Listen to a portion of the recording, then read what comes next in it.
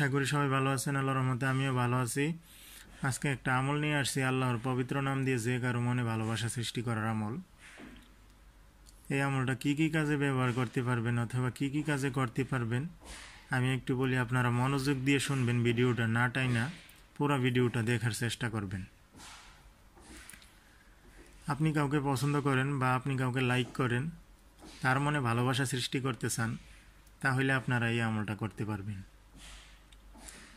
অথবা আপনারা কোনো অফিসে জব করেন বা যে কোনো চাকরি করেন, আপনার বসকে বশ করতে চান বা আপনার প্রতি আকর্ষণ করতে চান, তাহলে আপনারা এই আমলটা করতে পারবেন।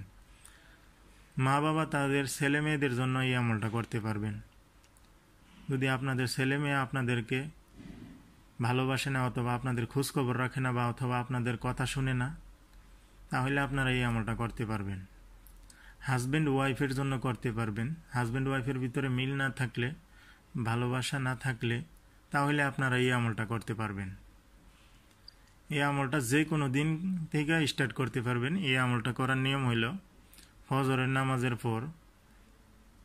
নামাজ পড়িয়া তারপর আপনারা মোনাজাতের আগে দুরূদ শরীফ 41 বার পড়বেন। তারপর 500 বার ইয়া ওয়াদুদু পড়বেন। তারপর আবার লাস্টে দুরূদ শরীফ 41 বার পড়বেন।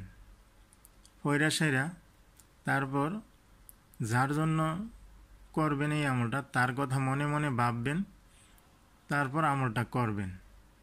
কইরা সেরা 3টা ফু দিবেন, এমনি খালি জায়গার মধ্যে 3টা ফু দিবেন।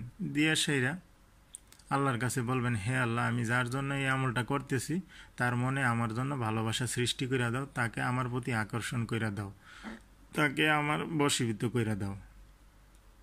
এই আমলটা টানা 15 দিন করবেন। 15 দিনের ভিতরে একদিনও মিস করবেন না।